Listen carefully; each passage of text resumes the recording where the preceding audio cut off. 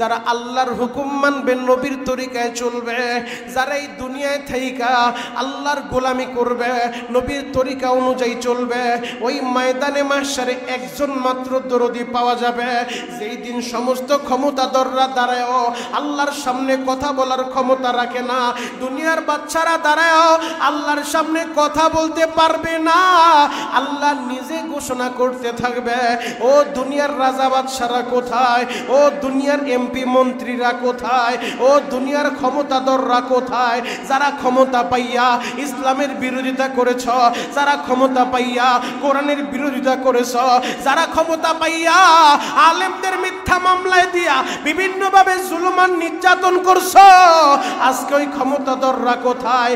এইভাবে যখন আল্লাহ ঘোষণা করতে থাকবে, কেউ দাঁড়ানোর ক্ষমতা রাখে না, কেউ দাঁড়াবে না। ওই দিন ফিরআউন আল্লাহর সামনে দাঁড়ায় কথা বলার সাহস রাখে না। হামান কামান আবু জাহেল কেউ আল্লাহর সামনে দাঁড়াইয়া কথা বলার ক্ষমতা রাখবে না। নবীরা পর্যন্ত জিকির করতে থাকবে, ইয়া রাব নাফসি নাফসি, আল্লাহ আমারে বাঁচাও, আমারে বাঁচাও, আল্লাহ আমি বাঁচতে চাই। নবীরা কোথায়? তার উম্মতেরা কোথায়? কোনো খবর থাকবে না বাবা। ওই অবস্থায় মানুষগুলা দাঁড়ায় থাকতে থাকতে শুধু বলবে, আল্লাহ আমারে বাঁচাও, আমারে বাঁচাও।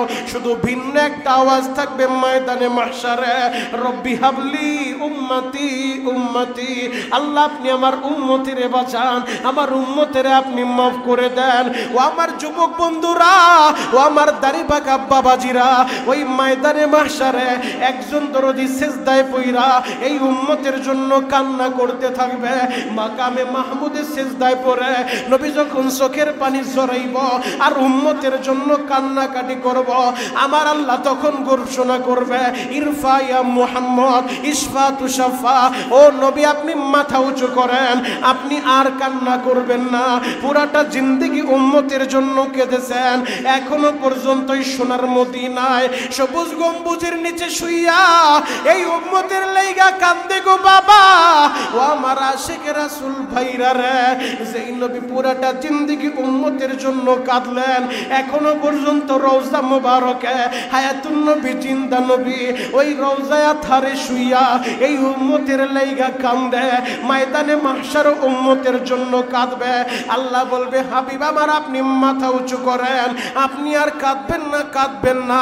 ইশফা তুশাফা, আজকে আপনি সুপারিশ করবেন, আপনি যার জন্য সুপারিশ করবেন আমি আল্লাহ তারে মাফ কইরা জান্নাতের মেহমান বানায়া দিব।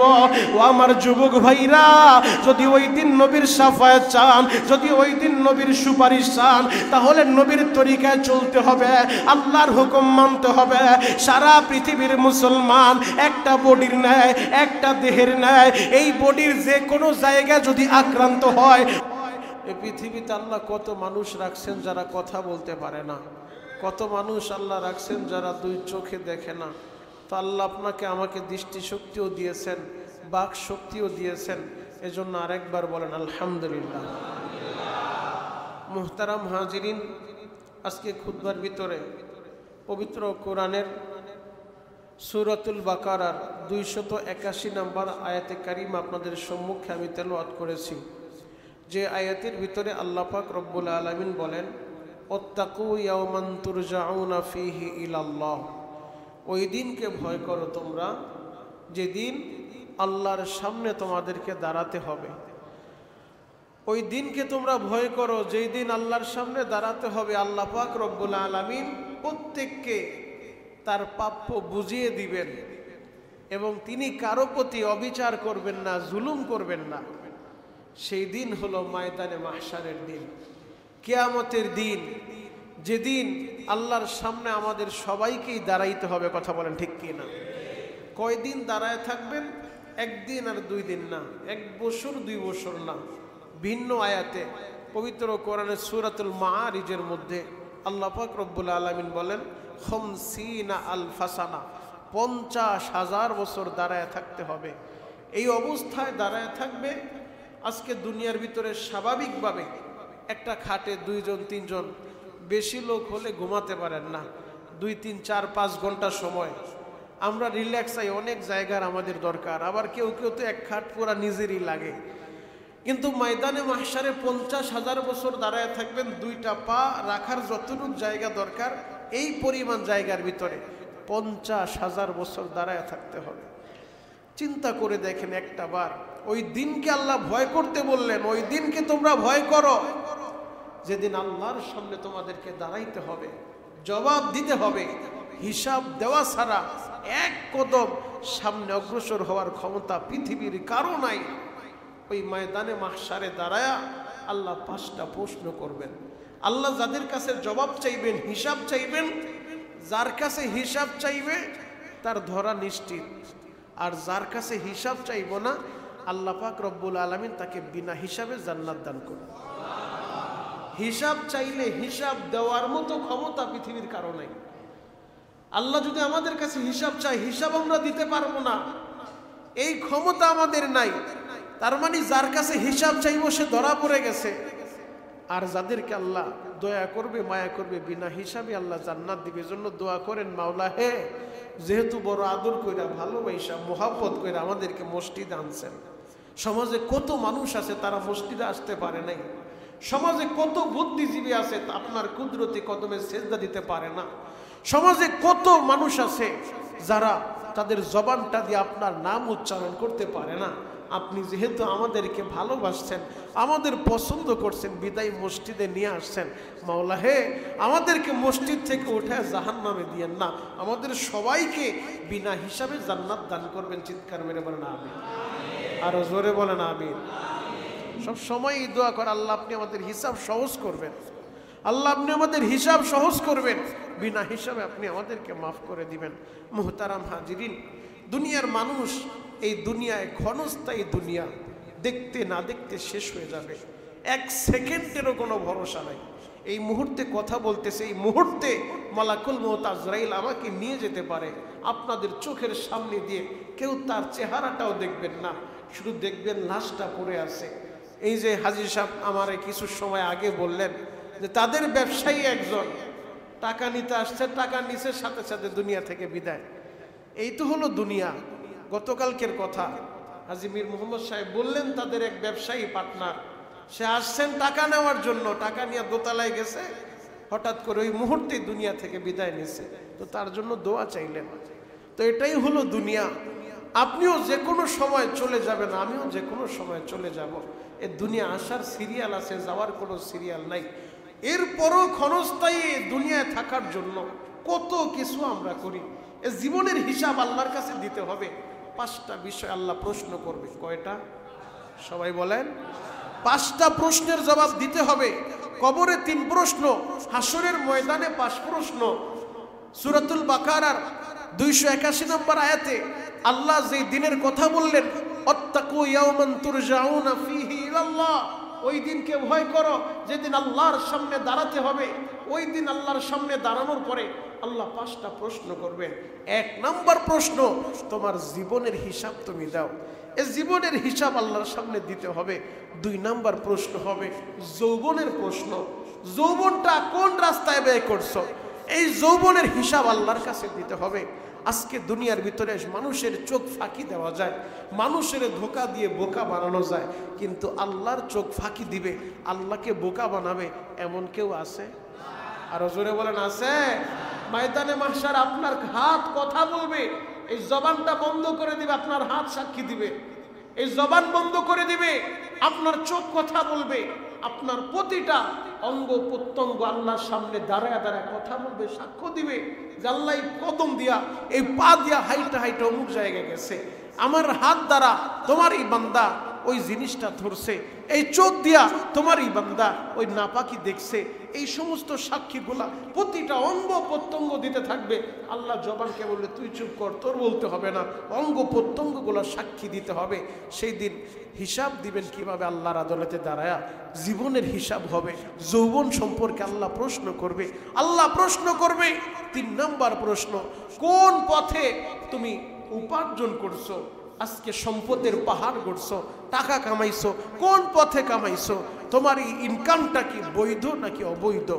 ইনকামের হিসাব দিতে হবে। এরপরে তুমি যে ইনকাম করছো, এই সম্পদগুলো আবার যে ব্যয় করছো, খরচ করছো, কোন রাস্তায় খরচ করছো? তুমি কি দ্বীনের পক্ষে, তুমি কি ইসলামের পক্ষে, তুমি কি হালালভাবে খরচ করছো, নাকি ইনকামও করছো অবৈধভাবে, খরচও করছো অবৈধভাবে? ইনকামের যেমন হিসাব দেওয়া লাগবে, খরচের হিসাব দেওয়া লাগবে। তুমি এই অর্থগুলো, সম্পদগুলা মুসলমান বিদ্বেষী তাদের কাছে কি তুমি তোমার সম্পদগুলা ব্যয় করছো? মুসলমানদেরকে নিধন করার জন্য যারা সহযোগিতা করে তাদেরকে কি তোমার অর্থ দিয়া, সম্পদ দিয়া সহযোগিতা করছো? এইভাবে আল্লাহর আদালতে দ্বারা হিসাব দেওয়া লাগবে। হিসাব দেওয়া ছাড়া এক কদম সামনে অগ্রসর হওয়ার ক্ষমতা কারো নাই। ওই দিনকে আল্লাহ ভয় করতে বলছেন, যেই দিন সমস্ত রাজা বাদশারা আল্লাহর সামনে দাঁড়ায় যাবে। আল্লাহ সেদিন আল্লাহর সামনে ফেরাউনও দাঁড়াবে, হামান দাঁড়াবে, সাদ্দাত দাঁড়াবে, আবু জাহেল দাঁড়াবে, মিস্টার বুশ দাঁড়াবে, সবাই দাঁড়ায় যাবে। ওই নেতানিয়াহু দাঁড়ায় যাবে। আল্লাহ দাঁড়ানোর পরে তাদেরকে বলবে, ও ক্ষমতাধররা, আজকে ক্ষমতা কোথায় তোমাদের? কেউ জবাব দিতে পারবে না, কেউ আল্লাহর সামনে দাঁড়ায় কথা বলতে পারবে না, থরথর করে কাঁপতে থাকবে। কয়দিন দাঁড়ায় থাকবেন? 50,000 বছর। কি পরিমাণ জায়গার ভিতরে দুইটা কদম রাখার যতটুক জায়গা দরকার, এই পরিমাণ জায়গার ভিতরে শরীরের ভিতরে কোনো পোশাক থাকবে না, উলঙ্গ অবস্থায় দাঁড়ায় থাকতে হবে।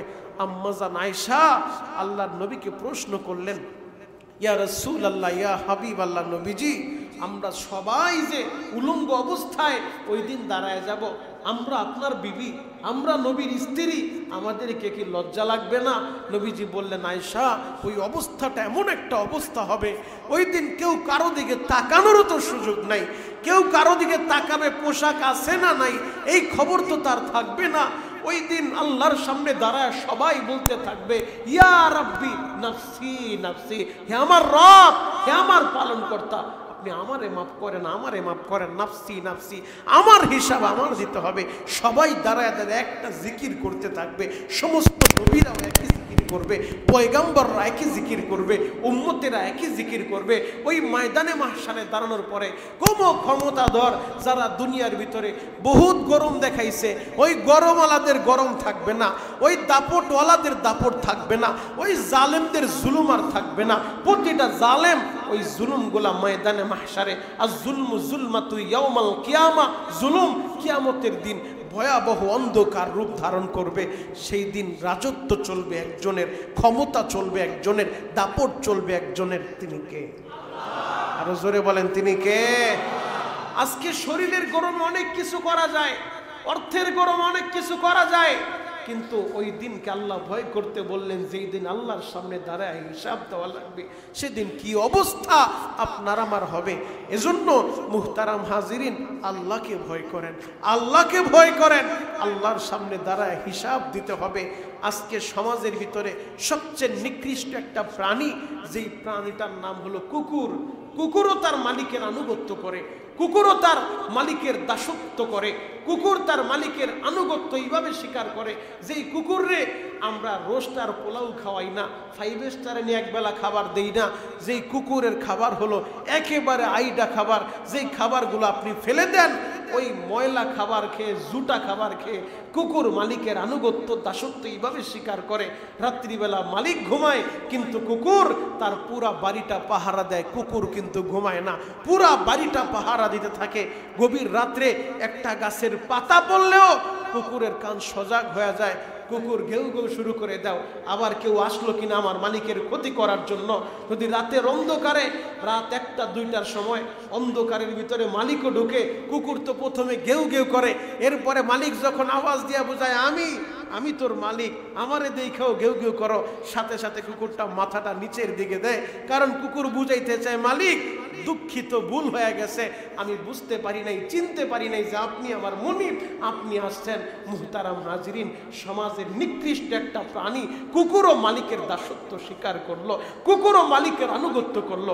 আশরাফুল মাখলুকাত মানুষ আমাদেরকে বানাইছে, কিন্তু আমরা আল্লাহর গোলামি করলাম না, আমরা আল্লাহর দাসত্ব স্বীকার করলাম পারলাম না।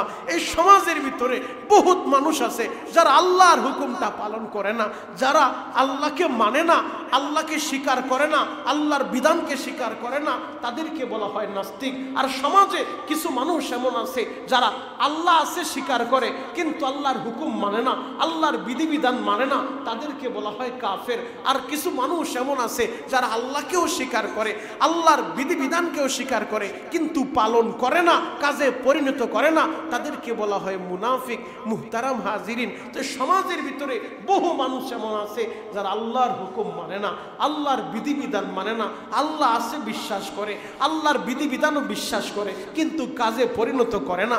মুহতারাম হাজিরিন, এই মানুষ আশরাফুল মাখলুকাত, সৃষ্টির সর্বশ্রেষ্ঠ জীব, সম্মানিত জীব। ওয়ালাকাদ কাররামনা বানি আদম, আল্লাহ বলে আমি আদমের সন্তানদেরকে সম্মানিত করে বানাইছি। সুবহানাল্লাহ, আরো জোরে বলেন।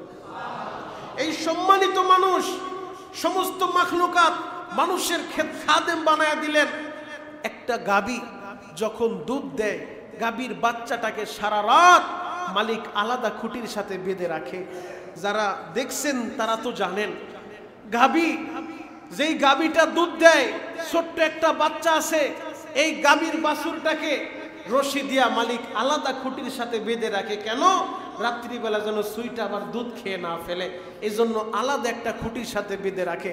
সকালবেলা যখন মালিক ওই বাছুরটার খুঁটি থেকে রশিটা ছাড়ে, বাছুরটা তো লাফ মারা শুরু করে, আনন্দে আত্মহারা হয়ে যায় যে ক্ষুধার যন্ত্রণা সইতে পারি না, এখন আমার মালিক আমাকে ছাড়ছে, আমি আমার মায়ের স্তনের দুধ পান করব। গাভীর বাচ্চাটা যখন আইসা মায়ের ওলানের ভিতরে মুখটা লাগায়, সাথে সাথে মালিক আবার টান দিয়া রশিটা ধইরা টান মাইরা দূরে সরায়া দেয়, দুধ পান করতে দেয় না। এরপরে আবার মুখটা যখন লাগায় আবার টান মাইরা সরায় ফেলে, আবার মুখটা লাগায় আবার টান মাইরা সরায় ফেলে। বালতি নিয়ে মালিক সুন্দর করে দুধগুলা দহন করে, বালতিটা ভর্তি করে ফেলে। সর্বশেষ বাছুরটাকে যখন ছেড়ে দেয়, এবার বাছুরটা যায় মায়ের স্তনের ভিতরে ডুস মারতে থাকে, মাথা দিয়ে আঘাত করতে থাকে, কিন্তু দুধ আসে না। তখন বাচ্চাটা ওই মাকে বুঝাইতে চায়, মা এই পরিমাণ দুধ আমার জন্য রাখে নাই যে আমার পেটটা একটু ভরবে, সব দুধ তো মালিক নিয়ে গেল। তখন মা ওই গাভীটা ছোট্ট বাছুরটার মুখের ভিতরে জিহ্বা দিয়া চাটে আর বুঝাইতে চায়, বাপ আল্লাহ আমাদেরকে বানাইছে এই মানুষের খেদমত করার লাইগা, আল্লাহ আমারে বানাইছে তোমারে বানাইছে এই মানুষের খাদেম হিসেবে, তাদের খেদমতের লাইগা। যুবক, গোটা জগতের মাখলুকাত মানুষের খাদেম আল্লাহ বানায় দিল। একটা পাখি মুখের ভিতরে খাবার নিয়ে উড়ে উড়ে যাচ্ছে, বাসার ভিতরে 2-3টা বাচ্চা আছে, বাচ্চাদের জন্য খাবার নিয়ে মা পাখিটা রওনা হয়েছে। হঠাৎ করে শিকারী গুলি কইরা, হঠাৎ করে শিকারী পাখিটা শিকার করে ফেলছে। এটা আল্লাহ নিষেধ করে নাই, আল্লাহ শিকারীরে গুনাহ দিবে না, কিন্তু আল্লাহ শিকারীর জন্য পাখিটা হালাল করে দিছে। ওই দিকে যে তার বাচ্চাগুলো আছে, বাচ্চার দেখাশোনা আল্লাহই করবে। কিন্তু কতটা কষ্ট, মা বাচ্চাদের জন্য খাবার নিয়ে যাচ্ছিল, ওই অবস্থায় শিকার তুমি করে ফেললা, তোমার জন্য আল্লাহ হালাল করে দিল, তোমার অ্যাকাউন্টে গুনাহ হবে না। কিন্তু মানুষ একটাবার চিন্তা করলা না, এত সব কিছু আল্লাহ তোমার জন্য আয়োজন করলো, শুধু তোমারে বানাইলো তার গোলামির লাইগা, তোমারে বানাইলো আল্লাহর হুকুম পালনের লাইগা, তোমারে বানাইলো আল্লাহরে রাজি আর খুশি করার লাইগা।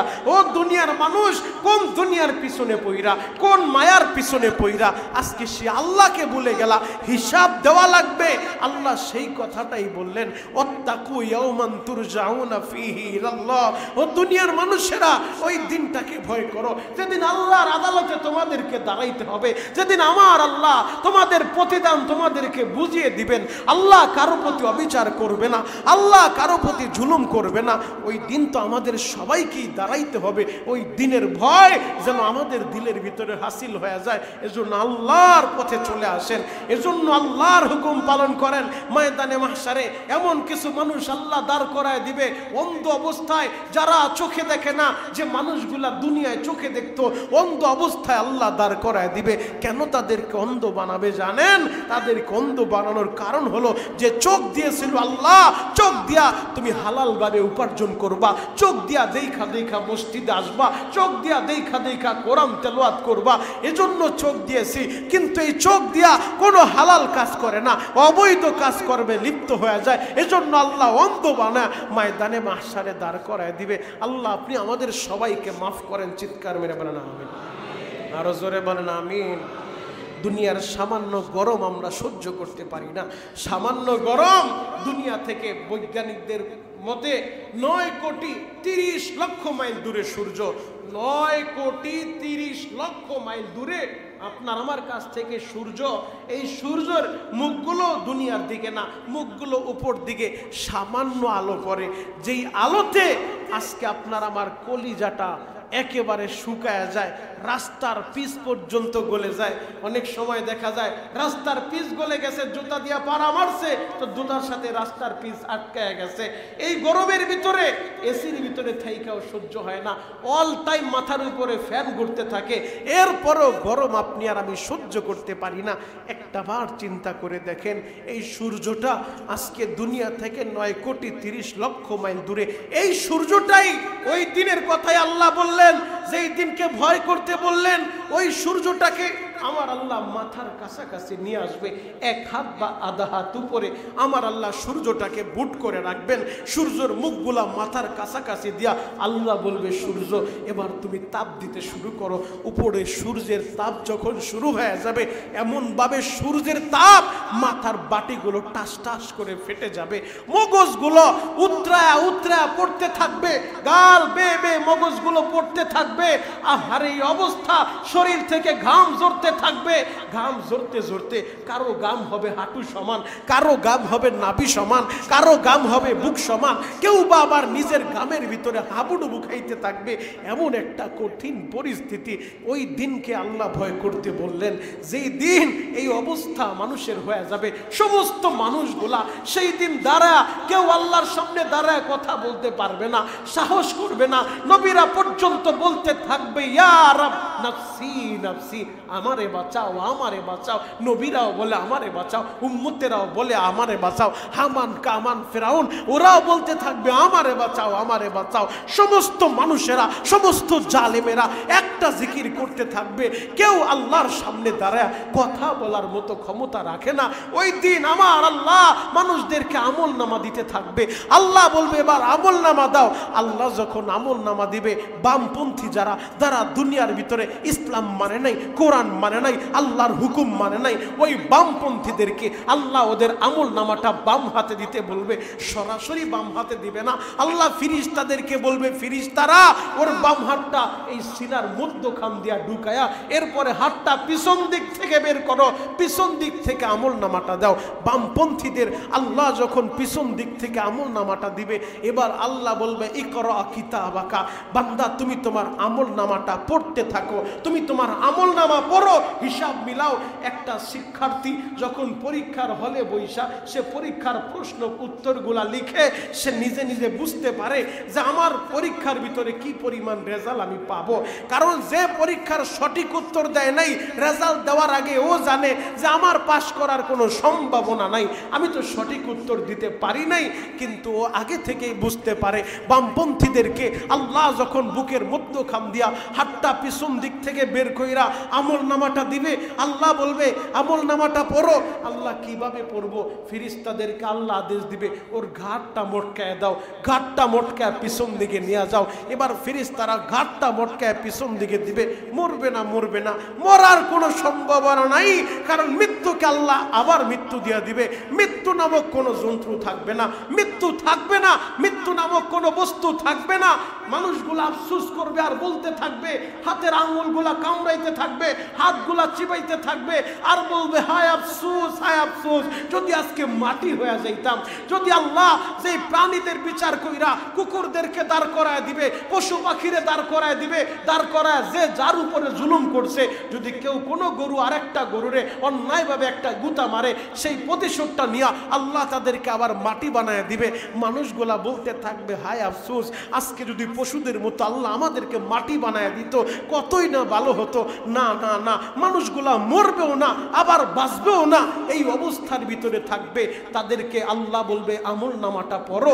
এবার যখন আমল নামা পড়বে আর বলবে কোন আহকামুল হাকিমিন আমার বিচারটা করছে, চুল পরিমাণ ছাড় দেয় নাই, এবং তাদের চোখের সামনে সবগুলো ভেসে উঠবে কোন জায়গায় কোন অপরাধ করছে, কোন জায়গায় সে কি করছে, সব অপরাধগুলো স্পষ্টভাবে যখন তাদের চোখের সামনে ভেসে উঠবে, তারা আফসোস করতে থাকবে, হায় আফসোস, একটা জাররা পরিমাণ নেক আমল যেটা করছি সেটাও বাদ পড়ে নাই, জাররা পরিমাণ অনুপরিমাণ গুনাহ যেটা করছি সেটাও বাদ পড়ে নাই, সব আমার আমল নামার ভিতরে উঠে আসছে।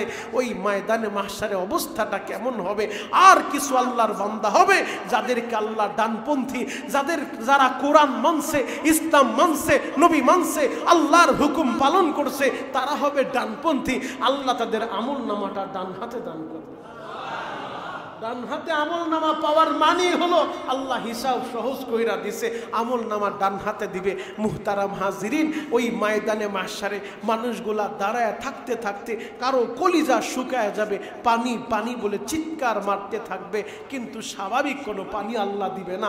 যারা ডানপন্থী তাদেরকে তো আল্লাহর নবীর হাতে হাউজে কাউসার পান করাবে, আর যারা বামপন্থী, ইসলামের বিরোধিতা করছে, আল্লাহর বিরোধিতা করছে, কোরআনের বিরোধিতা করছে, মুসলমানদেরকে নিধন করার জন্য চেষ্টা করছে, ওই সমস্ত বামপন্থীদেরকে আল্লাহ স্বাভাবিক কোনো পানি দিবে না, রক্ত পুষ গলায়া এমন একটা বস্তু বানাবে, ওইটা যখন পান করবে, পান করতে দেরি পিপাসার জ্বালায় কলিজা এমন হয়ে গেছে যার সহ্য হয় না, ওই ফুটন্ত রক্ত পুষ দিয়া আলাদা একটা শরবতের মতো বানা আল্লাহ বলবে এটা পান করো, তখন পিপাসা সইতে না পারে ওইটাই ডক ডক করে গিলে ফেলবে। গিলতে দেরি তার বডির থেকে সমস্ত রক্তগুলা, সমস্ত নারী বুড়িগুলা একেবারে মোমের মতো গলায়া পায়খানার রাস্তা দিয়া বের করে দিবে। কি অবস্থাটা হবে একটাবার চিন্তা করেন। ওই ময়দানে মাহশারে ডানপন্থী যারা হবে, ময়দানে মাহশারে মানুষ দাঁড়ায় বলবে যদি আজকে একটা ফায়সালা হয় তাও তো একদিক থেকে আমরা বাঁচি, হয়তো জাহান্নামে চলে যাব, নয়তো জান্নাতে চলে যাব, ফায়সালাও হয় না, আর দাঁড়ায় থাকতেছি, সহ্য হয় না। 50,000 বছর দুনিয়ার ভিতরে 50 বছরের জীবন, তাই দেখতে না দেখতে শেষ হয়ে যায়, কিন্তু ময়দানে মাহশারে এই দুনিয়ার চাইতেও 1000 গুণ বেশি এক একটা দিন বড় হবে, আবার 50,000 বছর দাঁড়ায় থাকতে হবে। শুধু একজন দরদি পাওয়া যাবে যিনি কথা বলার ক্ষমতা রাখেন, যিনি আল্লাহর আদালতে দাঁড়ায় আল্লাহর কাছে সুপারিশ করেন। ওই দিনকে আপনার আমার ভয় করতে হবে। আল্লাহ সেই কথাটাই বললেন, ওয়াত্তাকু ইয়াওমান তুরজাউনা ফীহি ইলাল্লাহ, ওয়াত্তাকু ইয়াওমান তুরজাউনা ফীহি ইলাল্লাহ। মুহতারাম হাজিরিন, ওই দিন কি অবস্থাটা হবে একটা বার শুধু চিন্তা করে দেখেন। আল্লাহ আপনি আমাদের সবাইকে মাফ করে দেন। চিৎকার মেরে বলেন আমিন, আরো জোরে বলেন আমিন। যারা আল্লাহর হুকুম মানবে, নবীর তরিকায় চলবে, যারা এই দুনিয়ায় থাইকা আল্লাহর গোলামি করবে, নবীর তরিকা অনুযায়ী চলবে, ওই ময়দানে মাহশারে একজন মাত্র দরদি পাওয়া যাবে, যেই দিন সমস্ত ক্ষমতাধররা দাঁড়ায়ও আল্লাহর সামনে কথা বলার ক্ষমতা রাখে না। দুনিয়ার বাচ্চারা দাঁড়ায়ও আল্লাহর সামনে কথা বলতে পারবে না। আল্লাহ নিজে ঘোষণা করতে থাকবে, ও দুনিয়ার রাজা বাদশারা কোথায়, ও দুনিয়ার এমপি মন্ত্রীরা কোথায়, ও দুনিয়ার ক্ষমতাধররা কোথায়, যারা ক্ষমতা পাইয়া ইসলামের বিরোধিতা করেছ, যারা ক্ষমতা পাইয়া কোরআনের বিরোধিতা করেছ, যারা ক্ষমতা পাইয়া আলেমদের মিথ্যা মামলায় দিয়া বিভিন্নভাবে জুলুমান নির্যাতন করছ, আজকে ওই ক্ষমতাধররা কোথায়? এইভাবে যখন আল্লাহ ঘোষণা করতে থাকবে, কেউ দাঁড়ানোর ক্ষমতা রাখে না, কেউ দাঁড়াবে না। ওই দিন ফিরআউন আল্লাহর সামনে দাঁড়ায় কথা বলার সাহস রাখে না। হামান কামান আবু জাহেল কেউ আল্লাহর সামনে দাঁড়াইয়া কথা বলার ক্ষমতা রাখবে না। নবীরা পর্যন্ত জিকির করতে থাকবে, ইয়া রাব নাফসি নাফসি, আল্লাহ আমারে বাঁচাও, আমারে বাঁচাও, আল্লাহ আমি বাঁচতে চাই। নবীরা কোথায়, তার উম্মতেরা কোথায়? কোনো খবর থাকবে না বাবা। ওই অবস্থায় মানুষগুলা দাঁড়ায় থাকতে থাকতে শুধু বলবে আল্লাহ আমারে বাঁচাও, আমারে বাঁচাও। শুধু ভিন্ন একটা আওয়াজ থাকবে ময়দানে মাহশারে, রব্বি হাবলি উম্মতি উম্মতি, আল্লাহ আপনি আমার উম্মতিরে বাঁচান, আমার উম্মতের আপনি মাফ করে দেন। ও আমার যুবক বন্ধুরা, ও আমার দাড়ি পাকা বাবাজিরা, ওই ময়দানে মাহশারে একজন দরদি সিজদায় পইরা এই উম্মতের জন্য কান্না করতে থাকবে। মাকামে মাহমুদের সিজদায় পড়ে নবী যখন চোখের পানি ঝরাইব আর উম্মতের জন্য কান্নাকাটি করব, আমার আল্লাহ তখন ঘোষণা করবে ইরফা ইয়া মুহাম্মদ ইশফা তুশাফা, ও নবী আপনি মাথা উঁচু করেন, আপনি আর কান্না করবেন না। পুরাটা জিন্দেগি উম্মতের জন্য কেঁদেছেন, এখনো পর্যন্ত সোনার মদিনায় সবুজ গম্বুজের নিচে শুইয়া এই উম্মতের লাইগা কান্দে গো বাবা। ও আমার আশিক রাসূল ভাইরা রে, যেই নবী পুরাটা জিন্দেগি উম্মতের জন্য কাঁদলেন, এখনো পর্যন্ত রওজা মুবারকে হায়াতুন নবী জিন্দা নবী ওই রওজায় ধারে শুইয়া এই উম্মতের লাইগা কান্দে, ময়দানে মাহশার উম্মতের জন্য কাঁদবে। আল্লাহ বলবে হাবিব আমার আপনি মাথা উঁচু করেন, আপনি আর কাঁদবেন না, কাঁদবেন না। ইশফা তুশাফা, আজকে আপনি সুপারিশ করবেন, আপনি যার জন্য সুপারিশ করবেন আমি আল্লাহ তারে মাফ কইরা জান্নাতের মেহমান বানায়া দিব। ও আমার যুবক ভাইরা, যদি ওই দিন নবীর শাফায়াত চান, যদি ওই দিন নবীর সুপারিশ চান, তাহলে নবীর তরিকায় চলতে হবে, আল্লাহর হুকুম মানতে হবে। সারা পৃথিবীর মুসলমান একটা বডির ন্যায়, একটা দেহের ন্যায়, এই বডির যে কোনো জায়গায় যদি আক্রান্ত হয়, অপর জায়গায় যেমন খবর হয়ে যায়, হাতের ভিতরে ব্যথা শুরু হইলে এই ব্যথাটা অন্য জায়গায় অনুভব হয়। সারা পৃথিবীর মুসলমানেরা, নবীর উম্মতেরা একটা বডির ন্যায়, একটা দেহের ন্যায়, পৃথিবীর যেই প্রান্তে মুসলমান আক্রান্ত হবে, যেই প্রান্তে মুসলমানের উপরে জুলুমান নির্যাতন হবে, ওই ব্যথায় তোমাকে আমাকেও ব্যথিত হওয়া লাগবে। যদি আমাদের একটা চোখের ভিতরে ব্যথা লাগে, একটা চোখের ভিতরে আমরা আঘাত পাই, অপর চোখও যেমনি ভাবে ব্যথাটা অনুভব করে। সারা পৃথিবীর মুসলমানেরা একটা বডির ন্যায়, একটা দেহের ন্যায়, পৃথিবীর যেই প্রান্তে আমার মুসলমানদের উপরে নির্যাতন চলে, আমার মুসলমানদের উপরে জুলুম চলে, ওই মুসলমানদের নির্যাতনে, ওই মুসলমানের ব্যথায় আপনার দিলটাও ব্যথিত হওয়া লাগবে।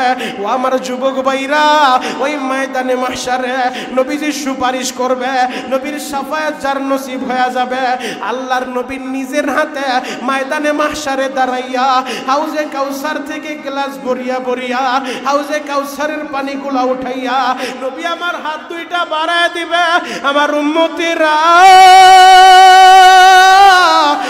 আয় আয় আয়, আমি নবীর হাতে এক গ্লাস হাউজে কাউসার পান করে যা। নবীর হাতে এক গ্লাস হাউজে কাউসার যার নসিব হয়ে যাবে 50,000 বছরের ভিতরে, তার কখনো পিপাসা লাগবে না, জান্নাতে ঢোকার আগ পর্যন্ত কখনো তার পিপাসা অনুভব হবে না।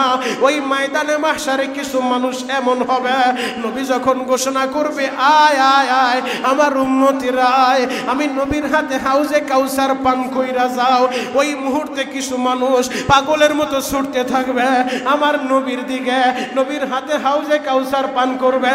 হঠাৎ করে নবীর কাছাকাছি আসার পরে একটা পর্দা আমার আল্লাহ ফালায়া দিবে, যেই পর্দার কারণে ওই মানুষগুলা নবীজিরে আর দেখবে না, নবী ওই মানুষগুলারে আর দেখে না। আমার নবী বলবে মালিক রে, আমার কিছু উম্মত যারা পানি পানি বলে চিৎকার মারে, আমি নবীর হাতে হাউজে কাউসার পান করার জন্য আমার দিকে আসতেছিল, তারা কোথায় তাদেরকে তো দেখি না। আল্লাহ বলবেন নবীজি আপনি জানেন না, জানেন না, এরা হলো ওই সমস্ত মানুষ যারা আপনার অবর্তমানে বিদআত করছে, আপনার অবর্তমানে আপনার কলিজায় আঘাত করছে, আপনার সুন্নত তরিকায় চলে নাই। ও আমার যুবক বন্ধুরা, এজন্য নবীজি বলে মান আহাব্বা সুন্নতি ফাকাদ আহাব্বানি ওয়া মান আহাব্বানি কানা মাই ফিল জান্নাহ, যে আমার সুন্নত ভালোবাসবা সে যেন আমি নবীরে ভালোবাসলা, আর যে আমি নবীরে ভালোবাসবা আমি নবীর সাথেই জান্নাতের মেহমান হইবা।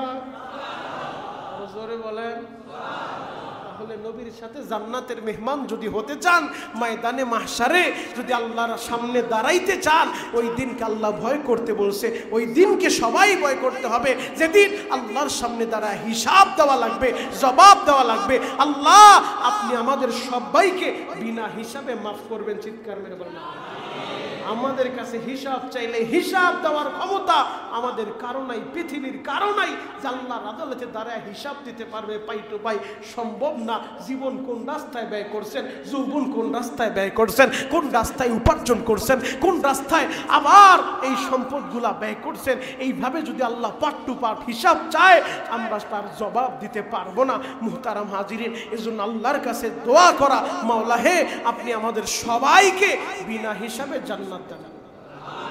আমাদের মুরব্বী যারা মারা গেছে তাদেরকেও বিনা হিসাবে জান্নাত দান করেন। আল্লাহ সারা পৃথিবীর মাজলুম মুসলমানদেরকে আপনি সাহায্য করেন। আল্লাহ ইরানের মুসলমানদেরকে আপনি সাহায্য করেন। কে কোন আকীদার এগুলো দেখার টাইম নাই। সে কালিমাওয়ালা মুসলমান, সেই হিসেবে এই পরিস্থিতিতে আইসা সারা পৃথিবীর মুসলমানেরা একটা বডির না একটা দেহের নেয়, যেখানেই মুসলমানদের উপরে জুলুম আর নির্যাতন হবে, মুসলমান হিসেবে তার ব্যথায় আপনাকেও ব্যথিত হওয়া লাগবে। আল্লাহ আমার মুসলমান ভাইদেরকে আপনি সাহায্য করেন। আরো জোরে বলেন আমিন। আল্লাহ পাক রব্বুল আলামিন আমাদের সবাইকে বুঝা এবং আমল করার তৌফিক দান করুক। সকলে বলেন আমিন। রব্বানা যালামনা আনফুসানা ওয়া ইল্লাম তাগফির লানা ওয়া তারহামনা লানাকুনান্না মিনাল খাসিরিন। রব্বানা ইগফির লানা ওয়া লিওয়ালিদাইনা রব্বির হামহুমা কামা রব্বায়ানি সগীরা। রব্বুল আলামিন কুদরতের নজর দিয়ে একটাবার তাকা দেখেন, আমি গুনাহগার আপনার দামি বান্দাদেরকে নিয়া জুমার নামাজের পূর্ব মুহূর্তে আপনার শাহী দরবারে দুইটা হাত তুলেছি। মেহেরবানি করে আপনি আমাদের সবাইকে আপনার রহমতের কোলে টানিয়া লন। রব্বুল আলামিন একটাবার তাকায় দেখেন, আমার কত ভাই বাবা হারায় হাত উঠাইছে রে আল্লাহ। এই মজলিস আমার যেই ভাইরা হাত তুলেছে, অনেকের মা দুঃখিনী দুনিয়ায় বাইচা নাই। আল্লাহ মেহেরবানি করে আম্মা জানাব বাজানের কবর জান্নাতের বাগান বানায়া দেন। আল্লাহ অনেকের মা বাবা অসুস্থ, অনেকের মা বাবা হয়তো হাসপাতালের বেডে পড়ে আছে, অনেকের মা বাবা হার্টের রোগী, ডায়াবেটিসের রোগী, কিডনির রোগী। ও দয়ার আল্লাহ, ওই অসুস্থ মা বাবারে আপনি সুস্থতার নিয়ামত দান করে দেন। রব্বুল আলামিন আপনি যদি আমাদের কাছে হিসাব চান, হিসাব দেওয়ার ক্ষমতা আমাদের নাই। মেহেরবানি করে আপনি আমাদের সবাইকে বিনা হিসাবে মাফ করে দেন। আল্লাহ আপনি রহমান, আপনি রহিম। আপনার রহমান নামের খাতিরে, রহিম নামের খাতিরে আমাদের সকলের গুনাহগুলো আপনি নেক দ্বারা বদলায়া দেন। আল্লাহ আপনি আমাদের সবাইকে হজ্জে বাইতুল্লাহ জিয়ারতে মদিনা নসিব করে দেন। রব্বুল আলামিন হজ না করে কাউকে কবরের ডাক দিয়েন না রে মালিক। নবীর রওজা না দেখে কাউকে আপনি কবরের ডাক দিয়েন না। আল্লাহ যেই ভাইরা মক্কা মদিনা গেছে আবার যাইতে চায় সুযোগ করে দেন। আমার যেই ভাইরা এখনো পর্যন্ত যেতে পারে নাই, একবার হলো যাওয়ার মতো তৌফিক দিয়া দেন রে আল্লাহ। আপনি ছাড়া আমাদের আর কেউ নাই রে মালিক। আমরা বড় পাপী, আমরা বড় অপরাধী রে আল্লাহ। গুনার দিকে তাকায় না রে আল্লাহ, আপনার রহমতের দিকে তাকাইয়া আমাদেরকে আপনার রহমতের কোলে টাইনা লন। আল্লাহ আপনার বন্ধুর আদরের উম্মত আমরা, যদিও আমাদের তেমন কোনো নেক আমল নাই, আমাদের একটা পরিচয় আছে, আমরা আপনার বন্ধুর আদরের উম্মত। আপনার নবী পুরাটা জীবন আমাদের লাইগা চোখের পানি জড়াইছে রে আল্লাহ, ওই নবীর খাতিরে আমাদেরকে আপনি কবুল করে নেন। আসমানি জমিনি সমস্ত রকম বালা মুসিবত থেকে আমাদেরকে হেফাজত করেন আল্লাহ। হাজী আব্দুল করিম মেম্বার অসুস্থ, হাসপাতালে ভর্তি, তাকে আপনি সুস্থতার সাথে নেক হায়াত দিয়া দেন আল্লাহ। হাজী মীর মোহাম্মদ ভাইয়ের বাবা দুনিয়ায় বাইচা নাই, বাবার জন্য দোয়া চাইছে, কবর জান্নাতের বাগান বানায় দেন আল্লাহ। হাজী আলী হোসেন সাহেবের মেয়ের জন্য দোয়া চাইছে আল্লাহ, তার মেয়েটাকে আপনি কবুল করে নেন আল্লাহ। দেশের সুনাম সুখ্যাতি বয়ে আনতে পারে, কবুল করে নেন আল্লাহ। খাস করে আমার যে ভাইরা দোয়া চাইছে আল্লাহ, রাহাত ভাই তার বাবার জন্য দোয়া চাইছে, তার বাবার কবরটা জান্নাতের বাগান বানায় দেন।